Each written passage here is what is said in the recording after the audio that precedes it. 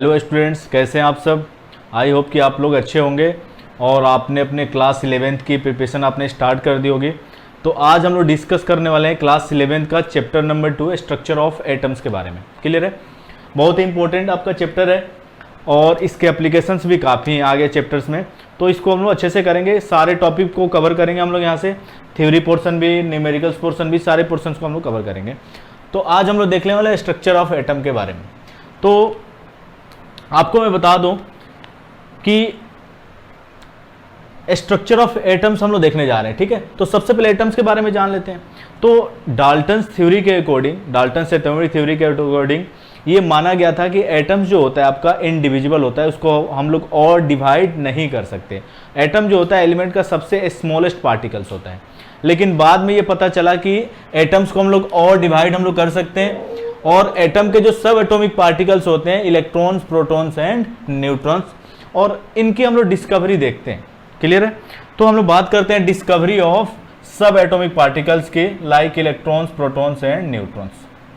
Discovery of सब atomic particles, discovery of सब atomic particles. Clear है, तो सब एटॉमिक पार्टिकल्स की हम लोग डिस्कवरी देख रहे हैं। और फर्स्ट हम लोग देख रहे हैं डिस्कवरी ऑफ इलेक्ट्रॉन्स के बारे में। क्लियर है, डिस्कवरी ऑफ इलेक्ट्रॉन्स। तो डिस्कवरी ऑफ इलेक्ट्रॉन्स की अगर हम लोग बात करें, डिस्कवरी ऑफ इलेक्ट्रॉन्स की, डिस्कवरी ऑफ इलेक्ट्रॉन्स की, तो इलेक्ट्रॉन्स की डिस्कवरी अगर हम लोग बात करें तो इलेक्ट्रॉन को डिस्कवर जे थॉमसन ने किया था। जे थॉमसन नाम के साइंटिस्ट थे, उन्होंने इलेक्ट्रॉन्स के बारे में पहली बार बताया था कि इलेक्ट्रॉन्स क्या होते हैं, इलेक्ट्रॉन्स पे चार्ज कितना होता है, सारी चीज़ें के बारे में जे थॉमसन नाम के साइंटिस्ट थे, उन्होंने बताया था इलेक्ट्रॉन्स के बारे में। क्लियर है, तो इसके लिए हम लोग डिस्कवरी ऑफ इलेक्ट्रॉन्स के लिए हम लोग एक एक्सपेरिमेंट करते हैं। तो इस एक्सपेरिमेंट को हम लोग नाम देते हैं cathode rays discharge tube experiment. Clear है, तो देखते हैं ये cathode rays discharge tube experiment क्या है। तो cathode rays discharge tube experiment की अगर हम बात करें तो यहां हम लोग हेडिंग डाल देते हैं discovery of electron, discovery of electron की, डिस्कवरी ऑफ इलेक्ट्रॉन।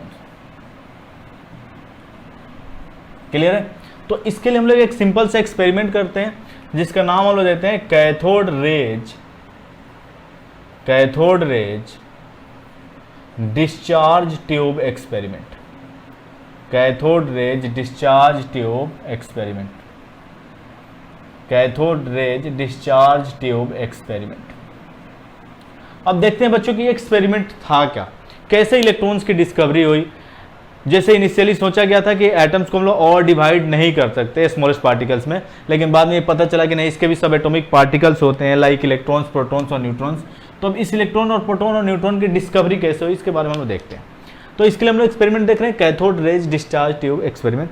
तो हम लोग इसमें cathode rays discharge tube experiment में करते क्या है कि एक हम लोग यहाँ पे ग्लास ट्यूब ले लेते हैं, एक यहाँ पे हम लोग ग्लास ट्यूब ले लेते हैं और दोनों ही एंड पे हम लोग इलेक्ट्रोड लगा देते हैं। यहाँ पे हम लोग ले लेते हैं कैथोड, यहाँ पे हम लोग ले लेते हैं कैथोड, और कैथोड जो होता है आपका वो निगेटिवली चार्ज होता है, और यहाँ पे हम लोग ले लेते हैं एनोड, और एनोड जो आपका होता है वो होता है पॉजिटिवली चार्ज। क्लियर है, और इसको हम लोग क्या करते हैं, बैटरी से जोड़ देते हैं, इसको हम लोग बैटरी से जोड़ देते हैं, और यहाँ से हम लोग हाई वोल्टेज सप्लाई करते हैं अप्रोक्सीमेटली 10,000 वोल्ट। और यहाँ हम लोग क्या करते हैं, वैक्यूम पंप लगा के, यहाँ पे हम लोग वैक्यूम पंप लगाते हैं, और इस वैक्यूम पंप के हेल्प से हम लोग क्या करते हैं, प्रेशर को कम करते हैं। यहाँ से हम लोग वैक्यूम पंप लगाते हैं और वैक्यूम पंप के हेल्प से हम लोग प्रेशर को यहाँ पे कम करते हैं। ये वैक्यूम पंप है, और यहाँ से हम लोग प्रेशर को कम करते हैं अप्रोक्सीमेटली 10⁻⁻⁴ mm ऑफ Hg तक, mm ऑफ Hg तक। तो ऑब्जर्वेशन क्या मिलता है कि कुछ रेज जो हैं कैथोड से निकल के किसकी तरफ ट्रेवल कर रही हैं, एनोड की तरफ। कुछ रेज जो है कैथोड से निकल के किसकी तरफ ट्रेवल कर रही है, एनोड की तरफ। क्लियर है, एनोड की तरफ। अब कौन से पार्टिकल जो है पॉजिटिव की तरफ अट्रैक्ट होंगे, तो जाहिर सी बात है कि opposite charge attract each other and same charge repel each other, यानी कि ये पॉजिटिव की तरफ अट्रैक्ट हो रही हैं, यानी कि इस पार्टिकल का जो नेचर होगा वो क्या होगा, निगेटिवली चार्ज होगा, तभी ये पॉजिटिव की तरफ अट्रैक्ट होंगे। या हम लोग क्या करते हैं, यहाँ पे इलेक्ट्रिक फील्ड अप्लाई कर देते हैं, और जैसे ही हम लोग, ये ट्यूब आपका हो गया, ये आपका ट्यूब हो गया, कैथोड रेज डिस्चार्ज ट्यूब, और हमने यहाँ पे क्या कर दिया, हाई वोल्टेज हम लोग सप्लाई कर रहे हैं 10,000 वोल्ट। अब ये जो रेज आ रही है, अगर हम लोग यहाँ पे इलेक्ट्रिक फील्ड अप्लाई कर दें तो ये जो रेज हैं ये डिफ्लेक्ट होने लगती है किसके तरफ, पॉजिटिव के तरफ। ठीक है, तो इससे पता चलता है कि इस चार्ज का जो नेचर है वो क्या है, वो चार्ज का जो ये पार्टिकल का जो नेचर है वो निगेटिवली चार्ज है। क्लियर है। अब ये चार्ज मैसिव है कि नहीं, इस ये पार्टिकल जो है मैसिव है कि नहीं, तो यहाँ पे हम लोग क्या करते हैं, एक हम लोग यहाँ पे पिनव्हील लगा देते हैं, पिनव्हील लगा देते हैं यहाँ पे हम लोग।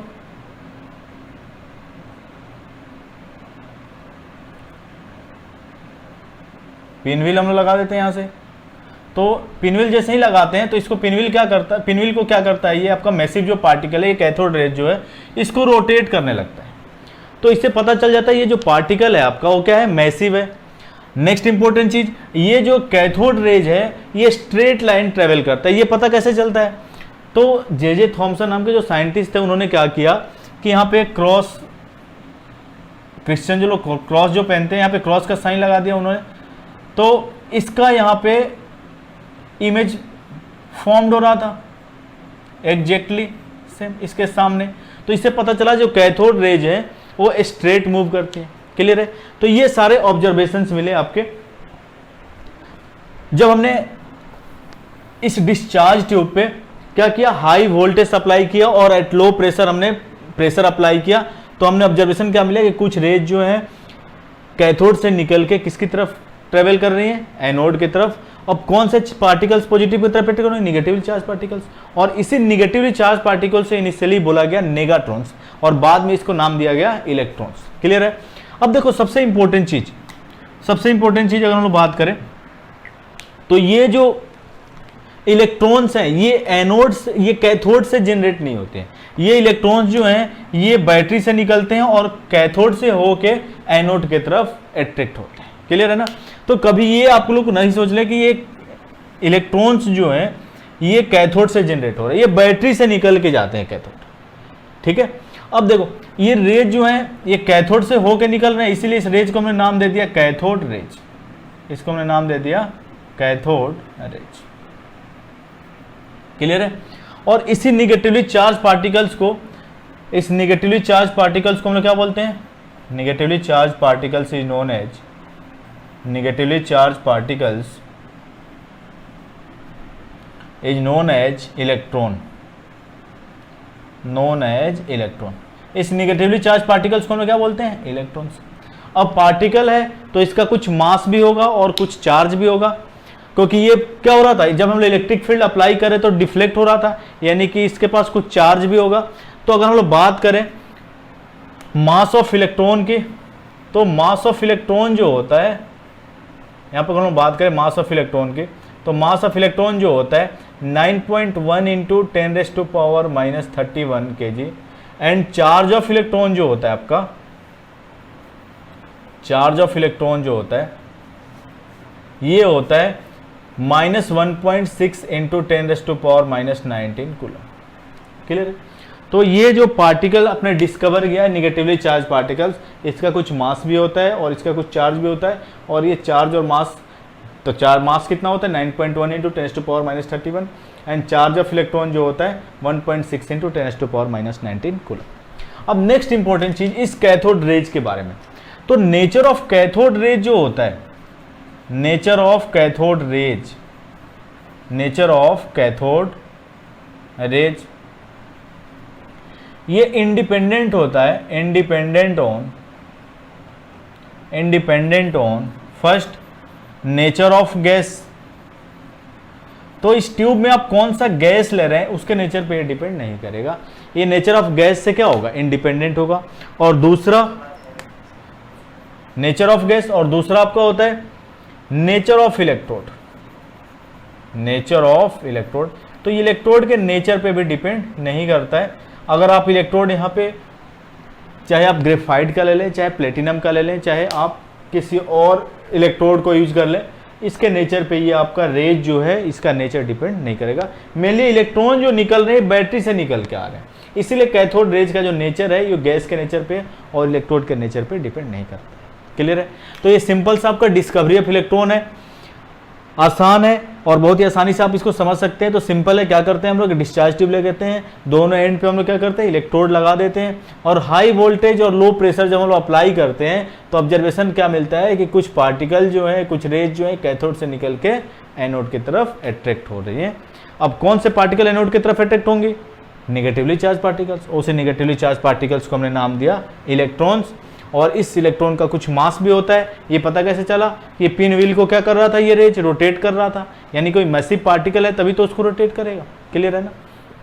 तो ये आपका हो गया डिस्कवरी ऑफ इलेक्ट्रॉन के बारे में। नेक्स्ट हम लोग देखते हैं दूसरा सब एटॉमिक जो आपका पार्टिकल्स था एटम का, प्रोटॉन्स के बारे में। क्लियर है? तो प्रोटॉन्स को हम लोग देखते हैं, प्रोटॉन्स की डिस्कवरी कैसे हुई। तो ये भी सिंपल सा है, इसकी हम लोग डिस्कवरी देख लेते हैं, डिस्कवरी ऑफ प्रोटॉन। तो नेक्स्ट हम लोग देखते हैं डिस्कवरी ऑफ प्रोटॉन के बारे में, डिस्कवरी ऑफ प्रोटॉन। तो ये भी बहुत ही आसान है, डिस्कवरी ऑफ प्रोटॉन। ठीक है, तो डिस्कवरी ऑफ प्रोटॉन की अगर हम लोग बात करें, discovery of proton, discovery of proton. तो हमने क्या किया इस बार जो हमने कैथोड जो यूज किया, परफोरेटेड कैथोड हमने यूज किया। कैथोड जो हमने यूज किया वो कैसा यूज किया हमने, परफोरेटेड कैथोड। देखो यहाँ पे हमने क्या किया, ग्लास ट्यूब ले लिया, ग्लास ट्यूब ले लिया हमने, और यहाँ पे हमने जो कैथोड यूज किया परफोरेटेड कैथोड। परफोरेटेड कैथोड का मीनिंग होता है कि इसमें छोटे छोटे होल्स थे, परफोरेटेड कैथोड।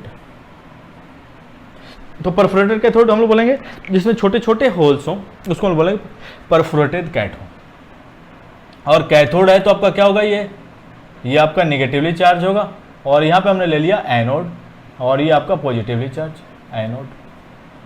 और यहाँ पे हमने स्क्रीन एक लगा दिया, फ्लोरोसेंट स्क्रीन। यहाँ पे हमने स्क्रीन एक लगा दिया, fluorescent screen, fluorescent screen,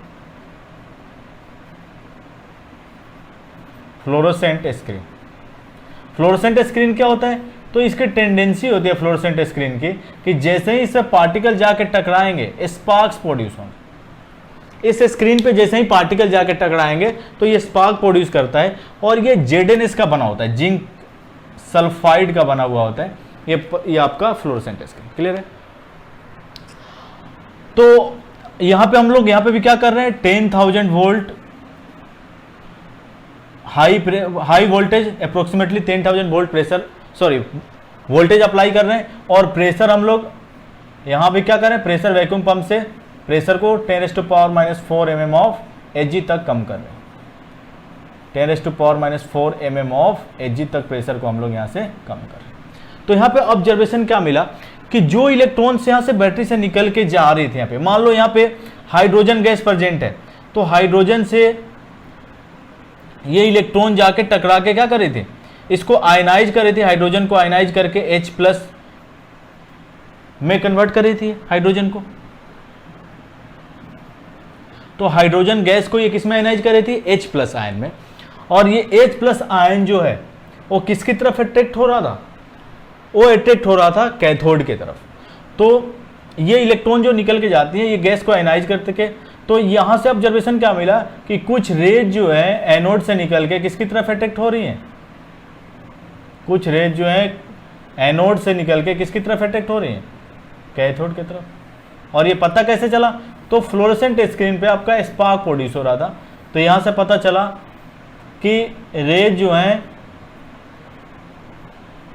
anode से निकल के किसकी तरफ अट्रैक्ट हो रही हैं, कैथोड की तरफ। अब कौन से पार्टिकल्स एनोड से ये निगेटिव की तरफ अट्रैक्ट होंगे, पॉजिटिवली चार्ज पार्टिकल्स, और ये पॉजिटिवली चार्ज पार्टिकल्स को हम लोग क्या बोलते हैं, एनोड रेज।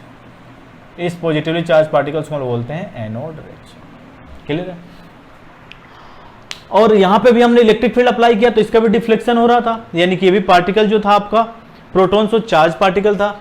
अब इस पॉजिटिवली चार्ज पार्टिकल्स को हम लोग क्या बोलते हैं, positively charge particles is known as, positively charge particles is known as, positively charge particles is known as proton. Clear है? तो इस पॉजिटिवली चार्ज पार्टिकल्स को हमने नाम दे दिया प्रोटॉन। ठीक है? अब पार्टिकल है तो कुछ ना कुछ मास होगा, कुछ चार्ज होगा, तो मास ऑफ जो प्रोटॉन होता है, मास ऑफ प्रोटॉन कितना होता है, तो मास ऑफ प्रोटॉन होता है 1.6 इंटू 1.672 ले लो, 1.672 into 10⁻⁻27 kg। And charge of electron, charge of proton जो होता है, चार्ज ऑफ प्रोटॉन, तो चार्ज ऑफ प्रोटॉन होता है 1.6 इंटू 10⁻⁻19 कूलम। क्लियर है? देखो चार्ज ऑफ प्रोटॉन और इलेक्ट्रॉन में डिफरेंस क्या है कि चार्ज ऑफ प्रोटॉन जो होता है पॉजिटिवली चार्ज होता है और इलेक्ट्रॉन का जो चार्ज होता है वो नेगेटिवली चार्ज होता है, लेकिन दोनों की मैग्नीट्यूड क्या होती है, सेम होती है। क्लियर है? और यहाँ पे अगर हम लोग मास ऑफ प्रोटॉन और इलेक्ट्रॉन की बात करें तो मास ऑफ इलेक्ट्रॉन जो होता है, मास ऑफ प्रोटॉन जो होता है 1837 times greater then mass of electron. तो ये भी रिलेशन याद रखना है, इंपॉर्टेंट है। कहीं कहीं बुक में देखेंगे कि मास ऑफ प्रोटॉन जो है 1840 टाइम्स मास ऑफ इलेक्ट्रॉन से ले लेता है ये। क्लियर है? तो आप भी कैलकुलेशंस को इजी करने के लिए ये वैल्यू यूज कर सकते हैं। क्लियर है? अब नेचर ऑफ एनोड रेज जो होता है, nature of anode raise, nature of anode raise, तो मेनली जो ये पॉजिटिवली चार्ज पार्टिकल्स हैं वो किससे आ रही हैं, गैस से आ रही हैं। यानी कि ये जो एनोड रेज का नेचर होगा वो किस पे डिपेंड करेगा, गैस के नेचर पे डिपेंड करेगा, क्योंकि ये इलेक्ट्रॉन आयोनाइज करके इस गैस को क्या कर रहा है, पॉजिटिवली चार्ज पार्टिकल्स में कन्वर्ट कर रहा है, जो किसके तरफ अट्रैक्ट हो रही है, कैथोड की तरफ। तो नेचर ऑफ एनोड रेज जो होता है ये डिपेंड करता है, nature of anode rays depends on first nature of gas, nature of gas and nature of electrode. बहुत important point, nature of electrode.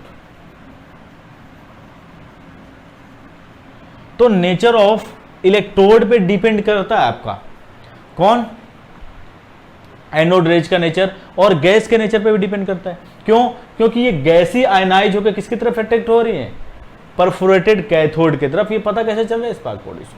Clear है? तो ये जो चार्ज पार्टिकल्स थे तो इसको तो हमने डिस्कवर कर लिया, क्योंकि इलेक्ट्रिक फील्ड मैग्नेटिक फील्ड से क्या हो रहे थे, डिफ्लेक्ट हो रहे थे। तो हम लोग को पता चल गया कि चार्ज पार्टिकल्स एटम्स के अंदर प्रेजेंट है, और वो चार्ज पार्टिकल्स कौन से हैं, इलेक्ट्रॉन्स जो नेगेटिवली चार्ज है, प्रोटॉन्स जो कि पॉजिटिवली चार्ज है। लेकिन अभी भी एक पार्टिकल्स आपका एटम के अंदर और प्रेजेंट था जो कि डिस्कवर नहीं हो पा रहा था, क्योंकि उसके पास कोई चार्ज ही नहीं था, और जो भी हम लोग एक्सपेरिमेंट कर रहे थे वो चार्ज के बेसिस पे कर रहे थे। क्लियर है? Electric field magnetic field apply कर रहे थे। तो उस सब एटॉमिक पार्टिकल्स की डिस्कवरी कैसे हुई, यानी कि न्यूट्रॉन्स की डिस्कवरी कैसे हुई, उसको हम लोग देखते हैं। तो अभी तक न्यूट्रॉन्स के बारे में पता इसलिए नहीं चल पा रहा था क्योंकि वो न्यूट्रल था, उसके पास चार्ज ही नहीं था, और जो भी एक्सपेरिमेंट हम लोग कर रहे थे वो चार्ज के बेसिस पे कर रहे थे। तो कैसे पता चले, तो देखते हैं डिस्कवरी ऑफ न्यूट्रॉन के बारे में। ये भी बहुत ही आसान है, सिंपल सा, ये भी आपका डिस्कवरी ऑफ न्यूट्रॉन, ये भी सिंपल है। देखते हैं हम लोग डिस्कवरी ऑफ न्यूट्रॉन, हम लोग देखते हैं डिस्कवरी ऑफ न्यूट्रॉन के बारे में। Discovery of neutron, discovery of neutron. Clear है? Discovery of neutron. तो एक जेम्स चैडविक नाम के साइंटिस्ट थे जिन्होंने 1932 में क्या किया, बेरिलियम के ऊपर अल्फा पार्टिकल्स की बॉम्बार्डिंग की। किसके ऊपर? बेरिलियम के ऊपर।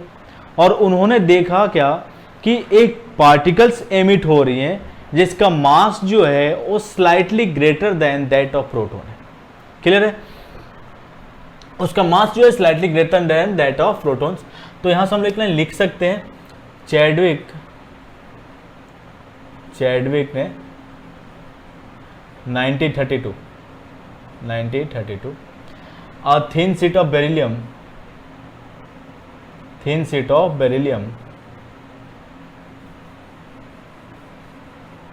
a thin sheet of beryllium a thin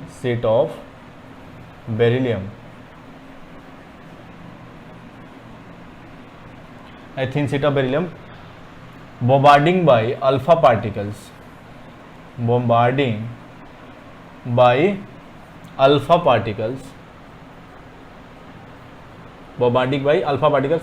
particle हम लोग किसे बोलते हैं, ये भी पॉजिटिवली चार्ज होता है। He हीलियम न्यूक्लियस को He+2 आयन को हम लोग क्या बोलते हैं, alpha particles, by bonding alpha particles. तो जब हम लोग उन्होंने अल्फा पार्टिकल्स की बॉम्बार्डिंग की थिन शीट ऑफ बेरिलियम पे, तो ऑब्जर्वेशंस क्या मिला, तो ऑब्जर्वेशंस ये मिला, ऑब्जर्वेशंस आपका ये मिला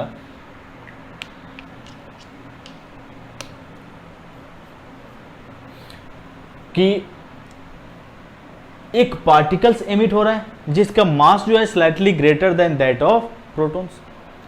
तो the particles having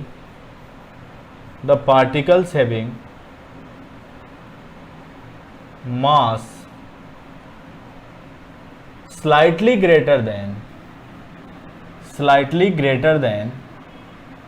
that of proton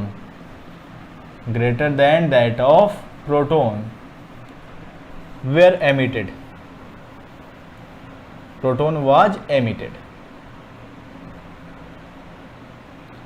having mass slightly greater than that of proton was emitted। और इस पार्टिकल्स का उन्होंने नाम क्या दिया, जिसका मास जो था slightly greater than that of proton, तो ही नेम्ड